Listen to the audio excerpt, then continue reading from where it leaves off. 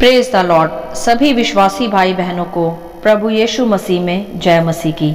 Bible शिक्षा channel पर आप सभी का स्वागत है।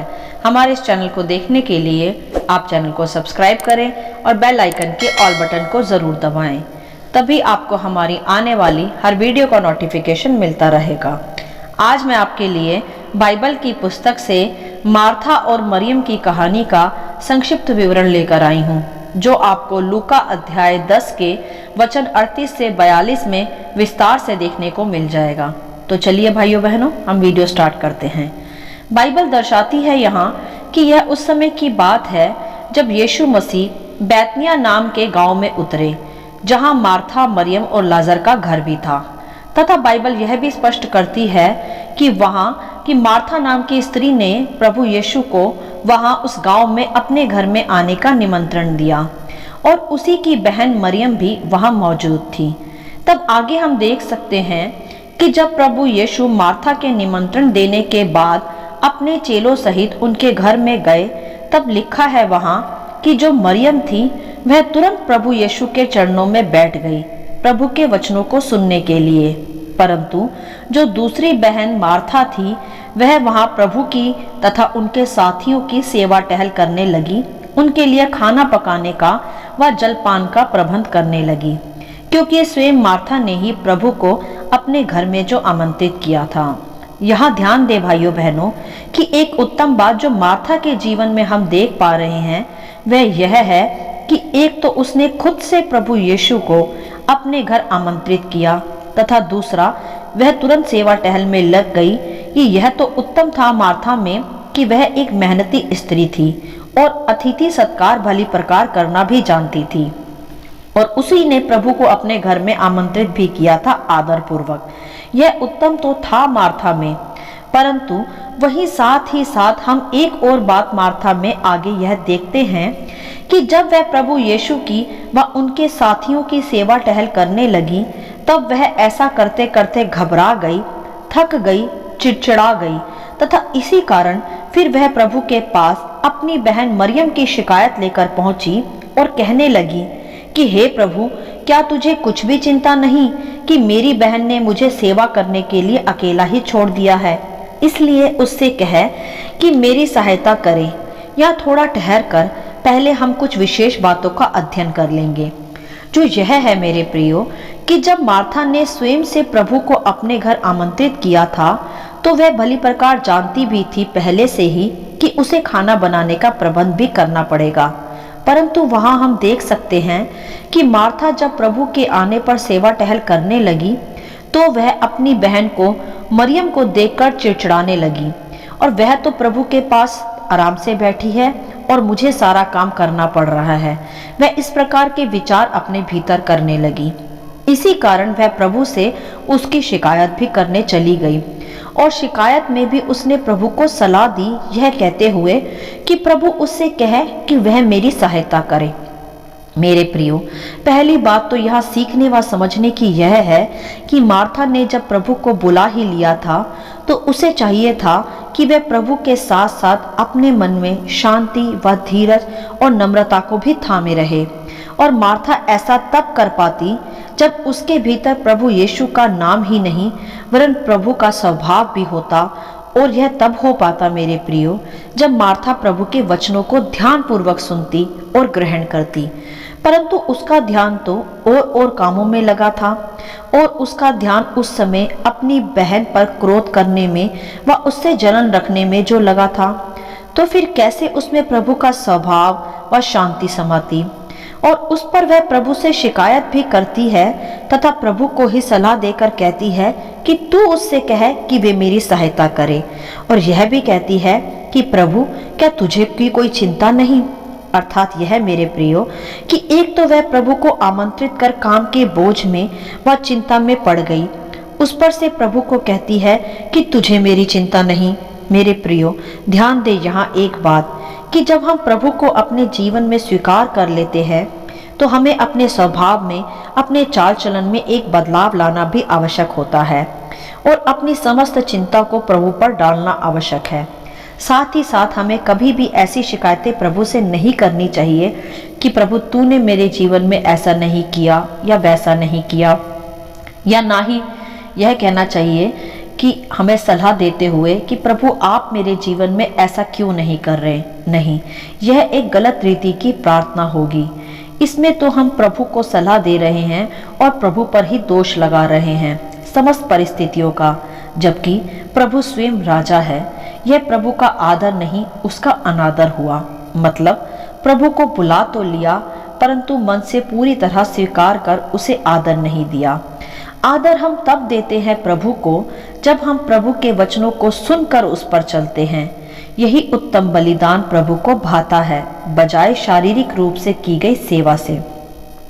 तब आगे हम देखते हैं कि इस प्रकार की शिकायत जब मार्था ने वहां प्रभु यीशु से की, तब प्रभु ने उत्तर में मार्था से कहा कि हे मार्था, तू बहुत बातों के लिए चिंता करती है और घबराती है, परंतु एक बात आवश्यक है और उस उत्तम को मरियम ने चुन लिया है जो उससे कभी छीना ना जाएगा। हालेलुया। यहाँ हम देख सकते हैं मेरे प्रियो कि प्रभु ने मार्था की शिकायत व सलाह के बाद उसे क्या उत्तर दिया। प्रभु ने साफ साफ स्पष्ट शब्दों में वहां कहा कि मार्था, तू बहुत बातों की चिंता करती व घबराती है। और सच में वहां मार्था काम करके घबरा भी गई थी और चिंता करने लगी कि मैं ऐसा समझती हूँ कि ऐसा ही स्वभाव रहा होगा मार्था का, इसलिए प्रभु आज उसे सिखा रहे थे। क्योंकि मार्था मेहनती तो थी तथा प्रभु को भी अपने घर आमंत्रित करती थी, परंतु फिर भी उसमें चिंता, घबराहट व चिड़चिड़ापन था। वह इसलिए था मेरे प्रियो क्योंकि मार्था ने यीशु को बुला तो लिया था, परंतु यीशु के वचनों को ध्यानपूर्वक नहीं सुना था, ना ही भली प्रकार स्वीकार ही किया था। इसीलिए उसके जीवन में शांति व आनंद नहीं था, वरन उसके स्थान पर चिंता, जलन, कुड़कुड़ाहट व घबराहट और शिकायतें थी, जो कि वचन को सुनने वाले व उस पर चलने वालों में नहीं होती। जैसे दूसरी बहन मरियम को हम वहां देख सकते हैं कि जब से प्रभु उनके घर में आए थे, तब से मरियम सब कुछ छोड़कर प्रभु के चरणों में ही बैठ गई थी प्रभु के वचनों को सुनने के लिए। और यही वह उत्तम भाग था मरियम का, जो अनंत जीवन तक उसके साथ बना रहेगा तथा उससे फिर कभी छीना ना जाएगा, जैसा वहां प्रभु ने भी कहा। क्योंकि मेरे प्रियो, मरियम प्रभु के वचनों की व प्रभु के साथ की भूखी व प्यासी थी, इसीलिए वह सब कुछ भूलकर प्रभु के चरणों में बहुत ही नम्र व दीन होकर बैठ गई। प्रभु के चरणों में बैठना मरियम की नम्रता को दर्शाता है, और मरियम नम्र व दीन इसीलिए बन पाई क्योंकि उसने प्रथम स्थान प्रभु को व उनके वचनों को दिया। उसने अपने सभी संसारिक कामों को पीछे कर प्रभु को प्रथम स्थान दिया, जो मार्था ने नहीं किया। मेरे प्रियो, अब जरा कुछ महत्वपूर्ण बातों को यहाँ सीख ले कि जब हम प्रभु यीशु को अपने जीवनों में बुला लेते हैं, उन्हें अपना उद्धारकर्ता स्वीकार कर लेते हैं, तो हमें चाहिए कि हम सबसे बढ़कर, हर एक संसारिक कामों से बढ़कर प्रभु को प्रथम स्थान दें, प्रभु के वचनों पर अपना मन लगाएं। जब हम ऐसा करते हैं तो स्वाभाविक रूप से हमारे भीतर एक सच्ची शांति, एक सच्चा आनंद व प्रभु के प्रति प्रेम, नम्रता, दीनता खुद ब खुद समा जाती है। और यह वह बातें हैं जो फिर अनंत जीवन तक हमारे साथ बनी भी रहती हैं, हमसे कभी छीनी नहीं जाती। जैसे मरियम के जीवन में हम देख भी पा रहे हैं कि उसने प्रभु के उसके घर में आ जाने पर सबसे बढ़कर अर्थात सब कामों से ज्यादा महत्व उसने प्रभु को सुनने में दिया, उनके चरणों में बैठने को दिया, जो कि मरियम का प्रभु के प्रति सच्चे समर्पण व प्रेम को दर्शाता है। और ऐसा ही समर्पण और प्रेम व बलिदान प्रभु आज हमसे भी चाहते हैं कि हम उसके प्रति अपने हृदयों में रखें, जो हमें सच्ची शांति व आनंद और अनंत जीवन भी प्रदान कर सकता है, जैसे मरियम को मिला भी। परंतु दूसरी ओर हम देखते हैं कि मार्था ने प्रभु को अपने जीवन में बुला तो लिया, परंतु उसने प्रभु से वैसा प्रेम नहीं रखा, वैसा समर्पण तथा बलिदान नहीं किया, ना ही प्रभु के वचनों को महत्व ही दिया। इसी कारण उसके जीवन में व्यर्थ बातों की चिंता, घबराहट, कुड़कुड़ाहट अभी भी थी। अर्थात यह है कि उसके जीवन में शांति, आनंद, नम्रता और प्रेम की कमी थी। यह तो उत्तम था उसमें कि वह एक मेहनती स्त्री थी तथा अतिथि सत्कार भी करना जानती थी, परंतु ऐसे सत्कार का व मेहनत का क्या फायदा जिसको करने के बाद आप शिकायतें करें व चिड़चिड़ाएं व अशांति का माहौल बना दें। ये सब तो व्यर्थ हो जाएगा फिर प्रभु की दृष्टि में। मेरे प्रियो, ध्यान दे यहाँ कि गृहस्थी के काम, नौकरी करना, अतिथि सत्कार करना, कमाना, यह सब आवश्यक है। मैं नहीं कहती कि हमें यह सब नहीं करना, हमारी शारीरिक जरूरतों के लिए यह भी आवश्यक है, परंतु इन सबसे बढ़कर है आत्मिक भोजन जो प्रभु का वचन है तथा प्रभु से प्रेम समर्पण के साथ प्रथम स्थान देते हुए, जिसके कारण हमारे जीवनों में शारीरिक कार्यों के साथ साथ हमें आनंद, शांति व अनंत जीवन भी मिले, जो सबसे उत्तम भाग है। सर्वप्रथम हमें अपने जीवनों में प्रभु परमेश्वर को प्रथम स्थान देना चाहिए और प्रभु के वचनों को सुनकर उस पर चलना भी चाहिए, और यही फिर हमें सच्ची शांति और आनंद प्रदान कर सकता है और हमारी चिंताओं व बेचैनियों को भी कम कर सकता है। आज बहुत से मनुष्य कलीसिया तो जाते हैं, प्रभु को स्वीकार भी करते हैं, परंतु प्रेम के साथ सच्चा समर्पण नहीं कर पाते और ना ही प्रभु के वचनों को ठीक प्रकार से सुनकर स्वीकार ही कर पाते हैं, वरन कलीसिया में भी उनका ध्यान अपने संसारिक कामों की तरफ ही लगा रहता है और वचन ना सुन पाने के कारण वह वचन पर चल भी नहीं पाते। फिर इसी कारण उनके जीवन में चिंताएं बनी रहती हैं तथा वह छोटी छोटी सी बातों में, थोड़ी सी कठिन परिस्थितियों में जल्दी ही घबरा जाते हैं और कुड़कुड़ाने लगते हैं तथा सारा दोष प्रभु परमेश्वर पर डालकर प्रभु से ही शिकायतें करने लगते हैं कि प्रभु, आपने मेरे जीवन में ऐसा क्यों नहीं किया या वैसा क्यों नहीं किया, और प्रभु को ही सलाह देने लगते हैं, जो कि एक गलत चाल चलन और धारणा है, जैसा वहां मार्था भी कर रही थी। उसने भी प्रभु को अपने घर में आमंत्रित तो कर लिया था, परंतु उसने पहला स्थान घर के कामों को दे दिया, वचन को नहीं, और इसी कारण उस छोटी सी कठिन परिस्थिति में वह गिर गई तथा चिंता करने लगी, कुड़कुड़ाने लगी, इरिटेट होकर प्रभु से ही शिकायतें करने लगी। मैं ऐसा समझती हूँ कि यदि मार्था ने प्रभु को अपने घर बुलाया था तो उसे सब कामों की चिंता छोड़कर, हर संसारिक बातों से मन फिराकर, हर बोझ को यीशु पर डालकर प्रथम स्थान प्रभु के वचनों को सुनने में व प्रभु के चरणों में बैठकर उससे प्रेम करने में व उसे और समर्पण के साथ स्वीकार कर अपने जीवन में सीखने में लगाना चाहिए था। और जब वह ऐसा करती तो प्रभु आप ही सब प्रकार के भोजन का प्रबंध उस घड़ी उसके घर में कर देता। शायद मार्था वहां उस घड़ी सब कामों में फंसे हुए यह भूल गई थी कि जिसे उसने अपने घर में बुलाया है वही सर्वशक्तिमान ईश्वर का पुत्र मसीह है, जो चिन्ह और चमत्कारों को भी करने की सामर्थ रखता है, तथा यह वही प्रभु यीशु है जो आंधियों को शांत करता और 2 मछली व 5 रोटी से 5,000 को खिलाने वाला परमेश्वर सामर्थी है। तो क्या वह उसके घर में उत्तम प्रबंध ना करता भोजन का, जहां वह खुद आया था? परंतु मार्था यह सब इसलिए स्मरण ना रख पाई और भूल गई क्योंकि उसने कभी ध्यान पूर्वक प्रभु के वचनों को सुना ही नहीं था। वह तो बस और कामों में लगी पड़ी थी। आज भी मेरे प्रियो, ऐसे बहुत से मनुष्य हैं जो प्रभु को जानकर, पहचान कर, यीशु मसीह को स्वीकार कर अपने ही जीवन रूपी कमाइयों में, कामों में लगे पड़े हैं, अपनी बुद्धि लगाने में, जिसके कारण वे चिंता में भी रहते हैं और शिकायतों में भी रहते हैं तथा जलन व ईर्ष्या भी रखते हैं, क्योंकि उन्होंने यीशु के वचनों को प्रथम स्थान दिया ही नहीं होता, अपना बोझ यीशु पर डाला ही नहीं होता, और वह ठीक रीति से समझ भी नहीं पाते कि जिस प्रभु को उन्होंने अपने जीवन में स्वीकार कर लिया है वह सामर्थी और सर्वशक्तिमान परमेश्वर है, जो उनके लिए सबसे उत्तम व्यवस्थाएं कर सकता है, जिससे उनके जीवन में कभी कोई चिंता और घबराहट बची ही नहीं रह सकती। मेरे प्रियो, वही यहोवा यीरे और वही यहोवा राफा है, सबसे उत्तम प्रबंध करने वाला तथा चंगाइयाँ देने वाला भी। हालेलुया। तो मेरे प्रिय भाइयों बहनों, यदि आपने प्रभु यीशु को अपने जीवन में स्वीकार कर लिया है तो अपना सारा बोझ, अपनी सारी चिंताएं उसी पर डाल दे। वही आपके जीवन का सारा प्रबंध कर सकता है।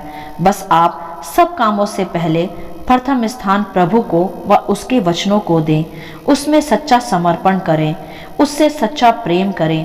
यही वह उत्तम भाग होगा आपके जीवन का जो आपसे कभी छीना नहीं जाएगा। यही वह उत्तम भाग होगा आपके जीवन का जो आपको सच्ची शांति, सच्चा आनंद, नम्रता, दीनता आपको प्रदान करेगा और अनंत जीवन तक आपको ले भी जाएगा। ऐसा ही प्रेम व ऐसा ही समर्पण व ऐसी ही सेवा टहल प्रभु हमसे चाहता है जैसी मरियम ने भी की। ऐसा न हो मेरे प्रियो कि हम मार्था की तरह ही हम जीवन के सभी कामों की चिंता तो करते रहें, कलीसिया में भी सेवक बन काम करते रहें, व्यस्त रहें, परंतु प्रभु के वचनों को प्रथम स्थान ना दें, तो यह एक भयानक बात होगी हमारे लिए। प्रभु का वचन ही हमारा संपूर्ण जीवन बदल सकता है। प्रभु को प्रथम स्थान देना, प्रभु से अपना संबंध और अधिक मजबूत करना, प्रभु के स्वभाव में चलना और सच्चा समर्पण करना ही प्रभु को भाता है, जो हमसे कभी छीना नहीं जाएगा। बाकी सब संसार के काम, कलीसिया में सेवा टहल करना, सब उसके बाद आते हैं। सर्वप्रथम प्रेम व समर्पण और प्रभु के साथ हमारा एक क्लोज रिलेशनशिप ही हमें प्रभु के और करीब ला सकता है तथा हमारे स्वभाव में भी उत्तम परिवर्तन ला सकता है और हमारी सभी चिंताओं को भी आप ही कम कर सकता है। मेरे प्रियो, जब हम प्रभु के निकट संबंधों में वचन की आज्ञाकारिता में बने रहेंगे तो आप ही हमारे सारे काम होते चले जाएंगे। फिर हमें किसी भी बात की कोई भी चिंता करने की कोई आवश्यकता नहीं। इसीलिए वहाँ प्रभु ने यह सब कुछ मार्था को भी सिखाया और आज हमें भी सिखाते हैं, एक सच्चे समर्पण के प्रति, सच्चे प्रेम के प्रति जो हमें प्रभु से रखना चाहिए। मार्था की तरह सेवा करना, अतिथि सत्कार करना तो अच्छा है, परंतु उससे भी उत्तम वह भाग है जो मरियम ने चुन लिया था, प्रभु के चरणों में बैठकर प्रभु को सुनने का भाग, उससे प्रेम करने का भाग, जिसके कारण उसका सभी बोझ प्रभु पर जाता और वह अनंत जीवन में आनंद के साथ, शांति के साथ प्रवेश करती और उसके स्वभाव में भी एक सुंदर परिवर्तन आता, क्योंकि मरियम ने वहां प्रभु के चरणों में बैठकर प्रभु के सुंदर वचनों को जो सुना था। और मेरे प्रियो, जो प्रभु के वचनों को सुनता है, उसे स्वीकार करता है, उसका आदर करता है, प्रभु भी उसके जीवन में अद्भुत कार्य करता है।